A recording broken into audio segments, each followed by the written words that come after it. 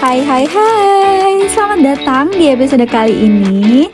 Kira-kira episode kali ini kita mau tampilin apa sih? Sepertinya hari ini bintang tamunya seru-seru banget ya. Cantik-cantik dan juga tampan nih. Nah, kalian pasti penasaran dong kita mau ngobrolin apa? Makanya tetap bersama kami di Ruang Cerita. Kan ruang tunggu, apalagi buat dia yang gak pasti. Bukan di sini deh tempatnya. Selamat datang di Ruang Cerita hari ini. Aku Najma dan tentunya aku tidak sendirian karena aku bakal ditemani oleh 4 teman-teman aku yang pastinya seru-seru banget, yang bakal ngobrolin soal melestarikan budaya lokal lewat sekolah.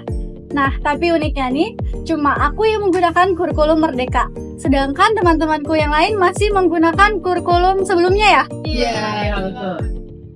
Nah, iya, jadi hari ini kita mau ngobrolin soal seberapa penting sih sekolah ngajarin budaya lokal.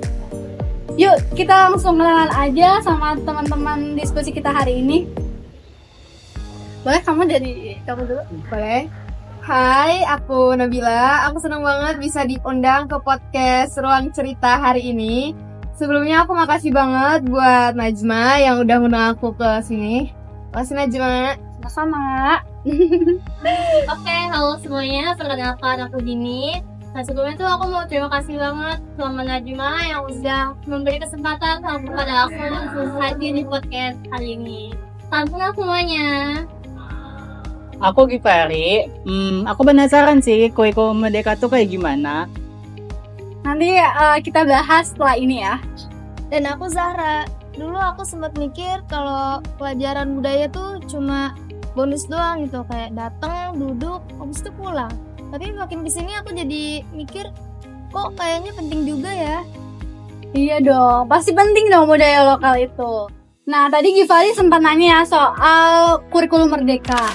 Jadi aku mau cerita sedikit nih soal pengalaman pribadi aku.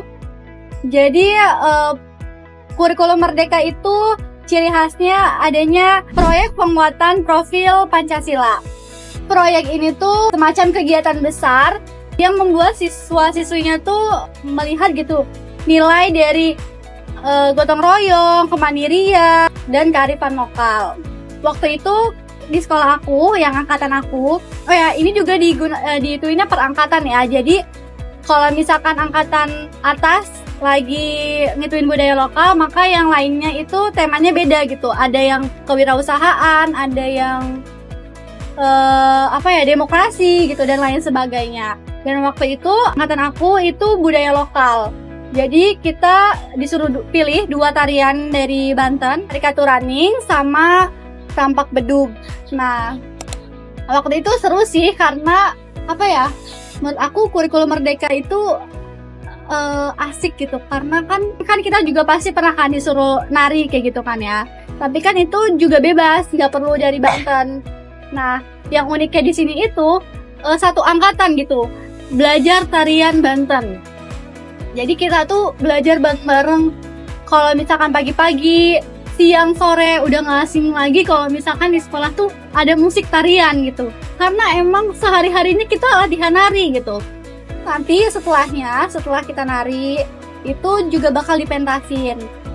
Terus tariannya ini, baik jurusan yang mayoritasnya laki-laki, kan aku SMK ya, jadi ada jurusan yang memang mayoritasnya kebanyakan laki-laki, kebanyakan perempuan, atau balance, itu kita semua tetap belajar gitu.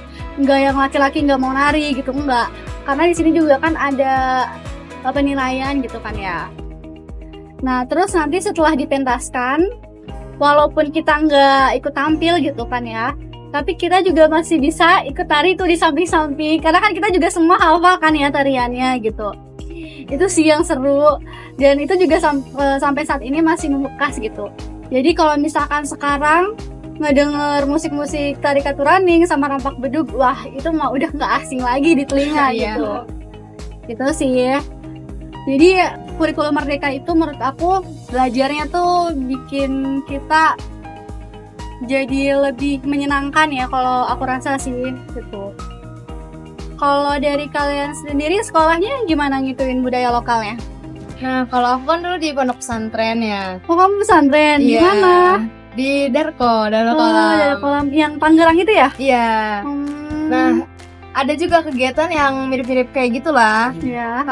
Namanya itu Malam Seni Santri. Hmm. Malam Seni Santri ini acara tahunan. Itu diadainnya malam gitu. Iya, malam-malam habis sholat Isya. Beda banget ya. Kalau yang lain tuh biasanya pagi-pagi atau siang. Iya. Ini malam hari loh. Nah, acara ini tuh diadainnya tahunan ya. Mhm. Dan ini pure dari kita santrinya yang buat susunan acara, Oh, gitu. terus panitianya, kita juga patungan uang gitu buat ngadain acara ini. Tuh santrinya bebas ya, bebas menyalurkan bakat, menyalurkan kreativitasnya. Ada yang main drama, nyanyi, nari. Tapi kalau buat yang ngurusin kayak jadi panitia, terus iuran uangnya itu dari pengurus angkatannya itu kelas 5. Oh, Kelas gitu. 5. Jadi Kelas 5 tuh berarti kelas berapa tuh? SMP atau SMA tuh? SMA kelas 2. Oh, SMA kelas Iya. Gitu. Jadi kita juga sebagai santrinya itu kalau ada acara ini tuh senang gitu karena kita bebas berekspresi tapi tetap dalam nuansa pondok gitu. Jadi 2. Ada hiburan juga ya, berarti gak bosan ya. gitu di Iya pondoknya ya. jadi gitu. Menarik. Kalau Givari gimana? Aku kan kebetulan kan SMA negeri ya. Jadi kegiatannya itu kayak musiman doang. Jadi setahun sekali gitu kan. Nah, kalau di aku itu kegiatannya ada namanya Hari Kartini Day sama Hari RI gitu kan. Hari Kemerdekaan Indonesia. Nah, jadi konsepnya di mana Hari Kartini itu murid-muridnya ada yang pakai batik sama kebaya gitu. Jadi nanti fashion show di lapangan gitu. Tapi batiknya tuh perlu yang kayak harus dari budaya lokalnya gak sih, kayak Banten gitu. Iya, jadi kayak khusus buat apa ya, di Indonesia sih lebih tepatnya, bukan nggak cuma di Banten, karena kan di sekolah aku tuh nggak cuma apa ya anak-anak dari Banten aja, tapi ada Pulau Jawa dan semacamnya gitu. Terus juga kalau untuk kebayanya juga sama kayak di batik, nggak cuma buat apa ya, nggak cuma di Banten doang, lokalnya doang, tapi di seluruh Indonesia gitu. Terus untuk kalau yang kemerdekaan Indonesianya itu mungkin lebih ke nuansa merah putih kali ya. Kalau enggak kita jadi pakai bajunya tuh kalau enggak pakai merah, kalau enggak pakai putih gitu. Tergantung dengan sesuai kesepakatan masing-masing gitu. Gitu sih. Terus ditambah lagi bendera merah putih gitu sih. Kalau buat Dini sendiri tuh gimana tuh dulu di sekolah? Kalau aku juga sama SMA negeri, jadi angkatan aku itu masih make kurikulum 13 dan angkatan bawah aku tuh baru make kurikulum merdeka. Berarti adik tingkat kamu ya? Nah, jadi dulu tuh kayak belum ada acara-acara khusus atau kegiatan khusus yang berbau kebudayaan sih ya, lebih kayak praktek aja, kayak ujian praktek buat lulusan kelas 12 itu. Jadi kayak guru mapelnya tuh kayak mau kayak nyuruh kalian praktek tari tradisional gitu. Jadi per kelas itu dibikin per kelompok, nanti mereka tuh nentuin tari apa aja. Tapi itu nggak cuma Banten doang, kayak tradisional semua seluruh Indonesia. Tuh nanti ditampilnya tuh di tengah lapangan, itu nggak tontonin seangkatan ataupun 3 angkatan tuh nggak tontonin, kayak ya udah per kelas nanti turun nampilin dinilai udah gitu. Jadi kayak belum Jadi ada pentas seni. iya belum ada acara khusus kayak gitu sih setelah aku gitu. Kalau Zara sendiri gimana tuh? Pengalaman dulu sih aku pernah jadi penari dadakan ya kan. Jadi waktu itu sekolah aku ngadain festival budaya yang dimana kebetulan kelas aku kebagian nari daerah. Parahnya aku yang ditunjuk buat maju. Awalnya sih aku ngerasa malu-malu, tapi dari situ penonton pada tepuk tangan. Wih, keren banget ya. Tapi narinya tuh bebas ya? Bebas. Bebas. Menarik banget ya. Jadi walaupun nggak pakai kurikulum merdeka, sekolah kalian itu tetap ada ya nuansa-nuansa budayanya gitu yang dipelajari. Nah, sekarang pertanyaan penting nih. menurut kalian budaya lokal itu penting gak sih dipelajari di sekolah? Kalau menurut pandangan aku tuh sangat penting karena kayak sekarang kan zamannya udah berubah banget nih. Kayak Iya, udah betul. zaman-zaman kebudayaan luar tuh udah masuk, udah mendominasi banget dibanding bener banget K-pop Jepang ataupun barat. Itu udah mendominasi dan kebudayaan lokal tuh malah makin kayak tenggelam gitu ya. Mungkin sekarang anak muda juga lebih kenalnya tuh budaya luar dibandingkan budaya sendiri. Itulah kenapa pentingnya pendidikan itu harus menerapkan kebudayaan lokal tuh untuk kayak anak-anak muda tuh biar kayak tahu nih kebudayaan kita tuh beragam loh, unik dan banyak banget dan pastinya seru-seru gak sih gitu sih, sangat penting intinya. Menurutku juga penting, tapi cara penyampaiannya itu harus kekinian. Anak muda zaman sekarang ya lebih suka belajar dari video, konten digital. Kalau dikasih Kayak teks, TikTok, iya, kayak kayak media sosial gitu. Kalau dikasih textbook itu mereka kayak kelihatan kayak kurang menarik gitu, kurang tertarik gitu jadinya. Sekolah tuh menurut aku harus banget ngajarin budaya lokal. Kenapa? Karena bisa-bisa kita lebih hafal lirik lagu K-pop daripada rumah adat sendiri. Kebangetan gak sih? Kalau aku sih setuju sama kalian juga ya.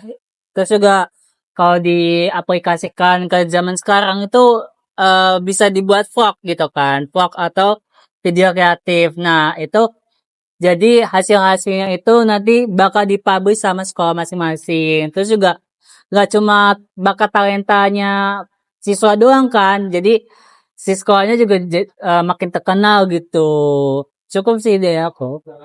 Iya, makanya kurikulum itu jangan sampai lepas dari zaman juga ya. Iya, Harus betul. ngikutin karena anak muda zaman sekarang maunya pelajaran itu yang bisa dibawa menyenangkan gitu kan ya. Walaupun memang budaya masa lalu gitu ya, tapi harus dibikin semenyenangkan mungkin lah agar kita tuh yang mau belajar tuh bisa lebih asik Iya, gitu. tertarik Iya, gitu. tertarik ya. Sekarang kita udah jadi mahasiswa nih ya. Tapi kalau kalian dikasih kesempatan untuk ngasih saran mau ke pendidikan, ke komunitas, apa sih saran yang mau kalian sampein gitu? Saran dari aku khusus ke pendidikan ya, kayak misal entah SMA, SMP, SD maupun TK itu harus kayak apa ya, udah menanamkan kebudayaan lokal sedari kecil ya, biar kayak udah terlatih lah, kayak udah terbiasa kayak oh ternyata di Indonesia nih ada kayak gini gitu, jadi nggak kaget. Terus juga kan kemarin kita baru aja melihat gelar karya ya di kampus. Oh iya, di kampus kita tuh ada guys yang namanya gelar karya. Jadi gelar karya tuh kayak ngasih tahu kebudayaan di Banten tuh ada apa aja sih. Bener. Ada golok waktu itu, Iya, terus ada apa aja sih kalian boleh dong di Tempat beduk sih aku tadi lihat pas itu lihatnya iya. Itu mungkin bisa diterapkan di di sekolah-sekolah gitu ya. Nah, kebetulan karena sekolah aku udah mulai menerapkan kurikulum merdeka, jadi kemarin juga baru menyelenggarakan gelar karya juga. Jadi di lapangan itu kayak dipenuhi batik-batik buatan siswa sih kayaknya ya. Terus juga per kelas siswa-siswa itu menampilkan tari-tari tradisional gitu sih. Itu udah mulai berkembang lah ya, mulai apa ya?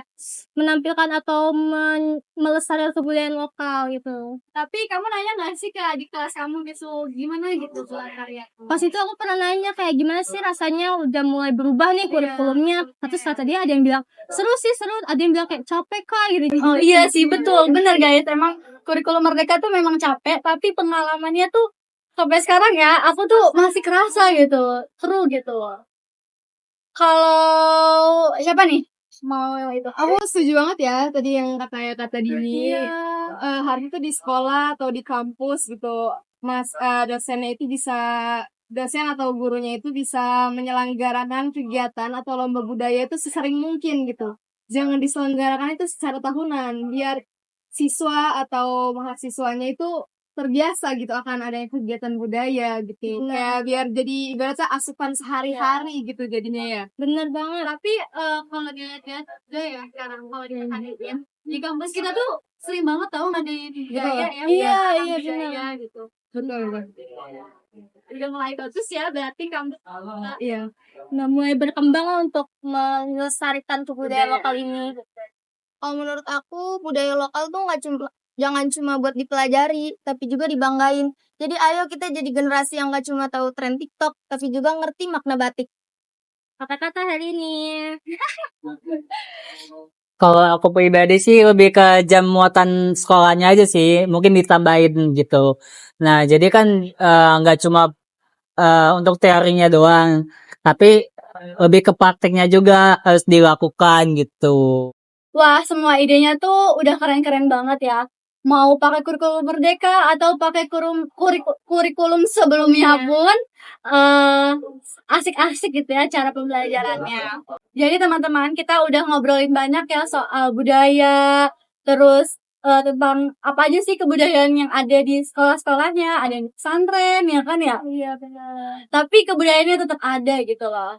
Itu yang penting ya. Jadi anak muda zaman sekarang juga penting buat mengetahui kebudayaannya gitu. Satu hal yang aku pelajari hari ini, meskipun kurikulumnya beda tapi tujuannya sama, yaitu untuk melahirkan generasi yang paham akan budayanya. Jangan sampai generasi kita paham akan teknologi tapi buta dengan budayanya. Karena bangsa yang besar adalah bangsa yang menghargai budayanya sendiri. Terima kasih buat teman-teman yang sudah menemani ngobrol-ngobrol soal budaya hari ini. Dan buat teman-teman yang masih kurang tahu nih budaya di kita tuh sebenarnya ada apa aja sih? Pasti banyak banget. Dan zaman sekarang itu udah mudah banget ya buat kita dapetin akses tahu kebudayaan itu apa aja Di gitu. internet kalian bisa searching. Sampai ketemu di episode selanjutnya. Terima kasih. Dadah.